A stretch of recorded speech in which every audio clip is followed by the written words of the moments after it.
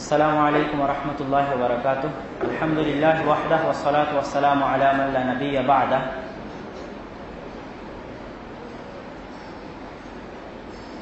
আয়েশা রাদিয়াল্লাহু তাআলা আনহা থেকে বর্ণিত, তিনি বলছেন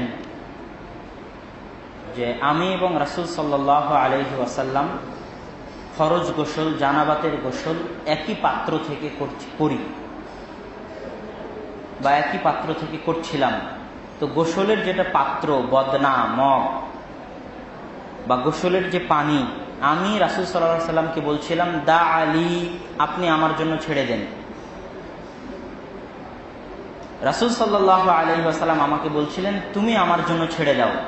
তথা তারা পরস্পরে গোসল করার সময় খেলছিলেন, মজাক করছিলেন যে না, পানি আমি আগে নিব। রাসূল বলছিলেন, না, পানি আমি আগে নিব।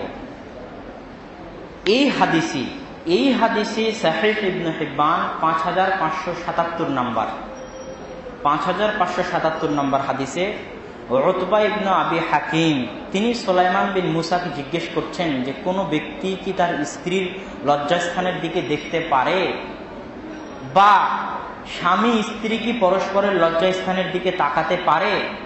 তখন সুলাইমান বিন মুসা বলছেন, আমি একই প্রশ্ন আতা রাহিমাহুল্লাহকে জিজ্ঞেস করেছিলাম। আতা রাহিমাহুল্লাহ আমাকে বলেছেন, আমি একই প্রশ্ন কাকে জিজ্ঞেস করেছিলাম? আয়েশা রাদিয়াল্লাহু তাআলা আনহাকে জিজ্ঞেস করেছিলাম। তখন আয়েশা রাদিয়াল্লাহু তাআলা আনহা এই হাদিস আমাকে শোনান যে আমি এবং আল্লাহর রাসূল একই পাত্র থেকে গোসল করছিলাম, জানাবাতের গোসল, এবং আমরা খেলা করছিলাম। প্রশ্ন কি যে স্বামী স্ত্রী কি পরস্পরের লজ্জাস্থানের দিকে তাকাতে পারবে? এই প্রশ্নের জবাবে আয়েশা রাদিয়াল্লাহু তাআলা আনহা কোন হাদিস পড়ছেন, কোন হাদিস বলছেন যে আমি এবং আল্লাহর রাসূল একই পাত্র থেকে গোসল করছিলাম। কথা কি বুঝতে পারছেন? প্রশ্ন কি আর জবাব কি? তার মানে আয়েশা রাদিয়াল্লাহু তাআলা আনহা কি বুঝাতে চাচ্ছেন? যে তাদের পরনে কাপড় ছিল না, এটাই বুঝাতে চাচ্ছেন তিনি। এবং এই বুঝি হাফেজ ইবনে হাজার আসকালানী রাহিমাহুল্লাহ তার ফাতহুল বারিতে ইমাম দাউদি নামে একজন ইমাম আছে, তার মাযহাব নকল করছেন যে তার মাযহাব হচ্ছে স্বামী স্ত্রী পরস্পরের দিকে লজ্জাস্থানের দিকে তাকাতে পারে। এই মাযহাব নকল করতে গিয়ে হাফেজ ইবনে হাজার আসকালানী বলছেন, ওয়ায়ুআইয়িদুহু, তার মাযহাবকে শক্তিশালী করে এই হাদিস সহিহ ইবনে হিব্বানের 5577 নম্বর হাদিস। তাহলে বোঝা গেল হাফিজ ইবনে হাজার আসকালানী রাহিমাহুল্লাহ এই মাযহাবকে শক্তিশালী বলছেন এবং এটা তার মত। ইমাম ইবনে হাজম তার মহল্লা 10ম খণ্ডের 33 নম্বর পৃষ্ঠায় তিনি মাইমুনা রাদিয়াল্লাহু তাআলা আনহা, আয়েশা রাদিয়াল্লাহু তাআলা আনহা তাদের পক্ষ থেকে রাসূলের সাথে তাদের ফরজ গোসলের যে বিবরণগুলো আছে এগুলো থেকে এই বলে দলিল পেশ করছেন যে স্বামী স্ত্রী পরস্পরের লজ্জাস্থানের দিকে দেখতে পারে। তাহলে তাদের গোসল থেকে তিনিও এই বুঝছেন। ইমাম নাসিরউদ্দিন আলবানী রাহিমাহুল্লাহ তার আদাব ও জিফাফ গ্রন্থের 108 নম্বর পৃষ্ঠায় তিনিও একই হাদিস পেশ করেছেন এবং একই বুঝেছেন। এর সাথে আরো একটা দলিল, সেটা হচ্ছে ডক্টর আব্দুল্লাহ জাহাঙ্গীর নামে একজন আলেম আছেন, মারা গেছেন রাহিমাহুল্লাহ রাহমাতান ওয়াসিআ। তিনি তার বক্তব্যে দলিলটা পেশ করেছেন এবং খুব চমৎকার দলিল।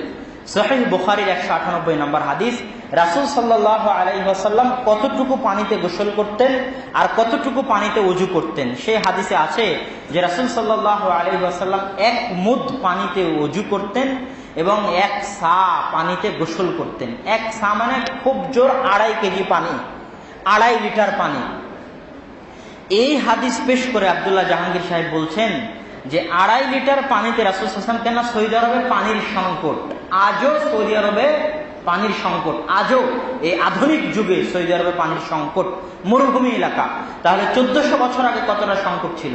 তো রাসূল সাল্লাল্লাহু আলাইহি ওয়াসাল্লাম মাত্র 2.5 লিটার পানিতে, 2.5 কেজি পানিতে গোসল করতেন। আব্দুল্লাহ জাহাঙ্গীর রাহিমাহুল্লাহ বলছেন যে এত অল্প পানিতে কাপড় পরিধান করে গোসল সম্ভব নয়। এবং তিনি এটা বলে এটাই বুঝাতে চাচ্ছেন আব্দুল্লাহ জাহাঙ্গীর সাহেব যে এত অল্প পরিমাণ পানিতে রাসূল গোসল করতেন, বুখারীর হাদিস 198, মানে তাদের পরনে কাপড় ছিল না। তাহলে যারা শেখ আব্দুর রাজ্জাক বিন ইউসুফকে বলছেন যে তিনি এই কথা বলে রাসূলের শানে গোস্তাখি করছেন এবং তার বিচার চাচ্ছেন, তারা আব্দুল্লাহ জাহাঙ্গীর সাহেবের কি বিচার চাইবেন? শুধু এতটুকুই নয়, যারা বলছে যে রাসূল সাল্লাল্লাহু আলাইহি ওয়াসাল্লাম এবং আয়েশা রাদিয়াল্লাহু তাআলা আনহা যখন গোসল করেন তখন তাদের পরনে কাপড় ছিল না, এই কথা বলে আব্দুর রাজ্জাক বিন ইউসুফ গোস্তাখি করেছেন রাসূলের শানে। আসলে তারাই গোস্তাখি করছে রাসূলের শানে। কিভাবে জানেন? সহিহ বুখারী 279 নম্বর হাদিস, রাসূল সাল্লাল্লাহু আলাইহি ওয়াসাল্লাম স্বয়ং মূসা আলাইহিস সালাতু ওয়াস সালাম থেকে এবং আইয়ুব আলাইহিস সালাতু ওয়াস সালাম থেকে একই অধ্যায়ের একই বাব, গোসল অধ্যায়ের 20 নং বাবে তিনি হাদিস নিয়ে আসছেন যে আইয়ুব আলাইহিস সালাতু ওয়াস সালাম একদা উরিয়ানান, উলঙ্গ অবস্থায় গোসল করছিলেন, তখন আসমান থেকে স্বর্ণ বর্ষিত হলো। আইয়ুব আলাইহিস সালাতু ওয়াস সালাম গোসল বাদ দিয়ে স্বর্ণ কুড়াতে লাগলেন। তো আল্লাহ বলছেন, আইয়ুব, আমি কি তোমাকে মুখাপেক্ষীহীন করে দেইনি? আমি কি তোমাকে ধনী করে দেইনি যে তোমার সামনে স্বর্ণ পড়লো আর তুমি স্বর্ণের লোভে স্বর্ণ কুড়াতে গেলা? তখন আইয়ুব আলাইহিস সালাতু ওয়াস সালাম জবাবে বলছেন যে আল্লাহ, আমি তো টাকা পয়সা ধন দৌলত থেকে মুখাপেক্ষীহীন হয়ে গেছি, কিন্তু আপনার রহমত এবং বরকত থেকে মুখাপেক্ষীহীন হইনি। এই স্বর্ণগুলোর সাথে আপনার বরকত মিশ্রিত আছে, তাই আমি এই স্বর্ণগুলো কুড়াতে গেছি। আল্লাহু আকবার, কি ফিকহ দেখুন। তো সহিহ বুখারীর এই হাদিসে স্পষ্ট আল্লাহর রাসূল মুহাম্মদ সাল্লাল্লাহু আলাইহি ওয়াসাল্লাম বলছেন যে আইয়ুব আলাইহিস সালাতু ওয়াস সালাম উলঙ্গ অবস্থায় গোসল করছিলেন। উলঙ্গ অবস্থায় গোসল করা যদি কোনো নবীর শানে গোস্তাখি করা হয়, তাহলে তারা রাসূলের শানে এই কথা বলে গোস্তাখি করেছে।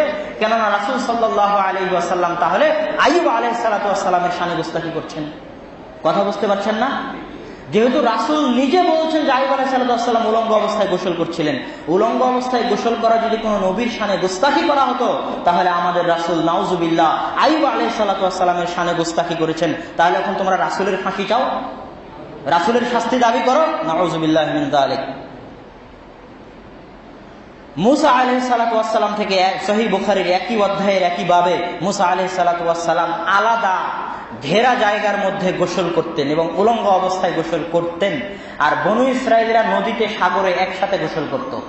তো বনু ইসরায়েলরা ভাবতো যে মূসা আলাইহিস সালাম আমাদের সাথে গোসল করে না, একাই ঘেরা আবদ্ধ জায়গায় গোসল করে, তার শরীরে মনে হয় কোনো রোগ আছে, তার চামড়ায় মনে হয় কোনো সমস্যা আছে।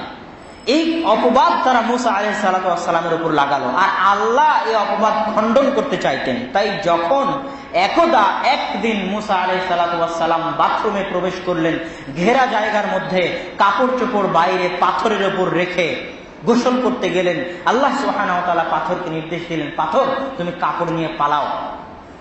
জড় বস্তু আল্লাহর কথা শুনে, মানুষ শুনে না। আল্লাহু আকবার। পাথর সাথে সাথে মূসা আলাইহিস সালাতু ওয়াস সালামের কাপড় নিয়ে দৌড়াতে লাগলেন।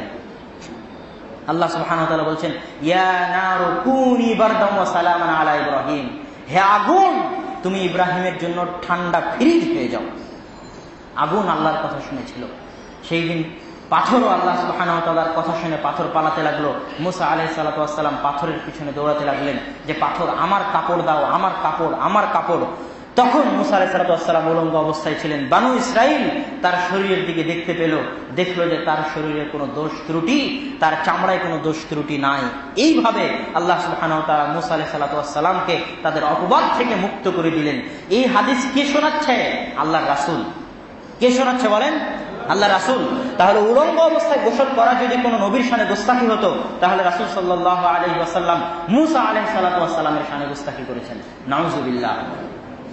এই জায়গায় আর একটা কথা বলি, কাদেরকে আপনারা বলছেন যে তারা আল্লাহর রাসূলের শানে গোস্তাখি করছে? কাদেরকে? আমাদেরকে বলা হয় আমরা ইহুদি খ্রিস্টানের দালাল। ছোটবেলায় আমার মনে আছে, ছোটবেলার কথা বাদ দিলাম, গতকালকের কথা, গত পরশুদিনের কথা, আমি বাড়িতে প্রবেশ করেছি, সালাম দিতে ভুলে গেছি।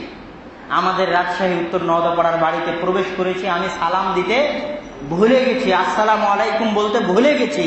আমি দারুল দেওবন্দ থেকে দাওরায়ে হাদিস ফারিক করেছি, মদিনা বিশ্ববিদ্যালয়ের হাদিস ডিপার্টমেন্টের ছাত্র। আমার মা মদিনা বিশ্ববিদ্যালয়ের ছাত্রকে বলছে, দারুল দেওবন্দ থেকে দাওরায়ে হাদিস পড়া ছাত্রকে বলছে যে তুমি কেন সালাম দিয়ে বাড়িতে ঢুকলে না? কথা আমার বুঝতে পারেননি? গতকালের ঘটনা, তাহলে আমরা ভুলে গেছিলাম। বলে আর যেন ভুল না হয়, সালাম দিয়ে ঢুকবা। কথা কি আমার বুঝতে পারছেন? কেন বলেন তো? আল্লাহর রাসূলের সুন্নাত। তাই কার জন্য বলেন তো? আল্লাহর রাসূলের সুন্নাত তাই। শাইখ আব্দুর রাজ্জাক বিন ইউসুফ বহুদিন আপনাদের সামনে বলেছেন যে আমার বাড়িতে আসেন, 3 দিন কেন, 3 মাস কেন, 3 বছর কেন, 3 যুগ থাকেন।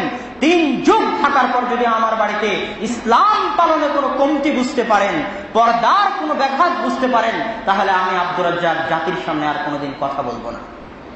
বহুদিন এই কথা আপনাদের সামনে বলা আছে। কেন? রাসূলের সুন্নাত আমরা মানার চেষ্টা করি, পারিবারিক ভাবে চেষ্টা করি। আমরা নাকি রাসূলের সামনে গোস্তাখ করি, আমরা নাকি ইহুদি খ্রিস্টানের দালাল। ছোটবেলায় মনে আছে আমার কথা, আব্বু একবার, প্যান্ট শার্ট পরিধান করা জায়েজ, এতে কোনো সন্দেহ নাই। আমি আমার আম্মার ব্যক্তিগত কথা বলছি, আমার আম্মার। আব্বু একবার আমার জন্য একটা প্যান্ট কিনে নিয়ে এসেছিল ছোটবেলা। তো আমার আম্মা ওই প্যান্টটা আগুনে জ্বালাই দিয়েছিল। আজকেও যদি আমি প্যান্ট শার্ট পরি তো আমার আম্মা বাড়িতে ভাত খেতে দিবে না। কেন? আমার আম্মা মনে করে যে প্যান্ট শার্ট হচ্ছে ইহুদি খ্রিস্টানদের পোশাক। কথা কি আমার বুঝতে পারছেন? আজকে আমি প্যান্ট শার্ট পরলে আমার বাড়িতে আমার মা খাওয়া বন্ধ করে দিবে। কেন? আমার মা মনে করে যে প্যান্ট শার্ট পরে ইহুদি খ্রিস্টানদের পোশাক, আর তুমি বলো আমরা ইহুদি খ্রিস্টানদের দালাল। কথা বুঝতে পারছেন? কয়েক বছর আগের কথা, রাজশাহীর মেয়র বসে আছে শুক্রবারের দিন, জুমার খুতবা, রাজশাহীর সম্মেলনে আব্বু আব্দুর রাজ্জাক বিন ইউসুফ খুতবা দিচ্ছেন।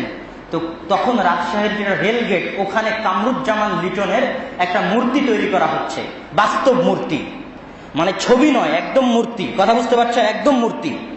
তো ওই মেয়র পাশে বসেছিলেন।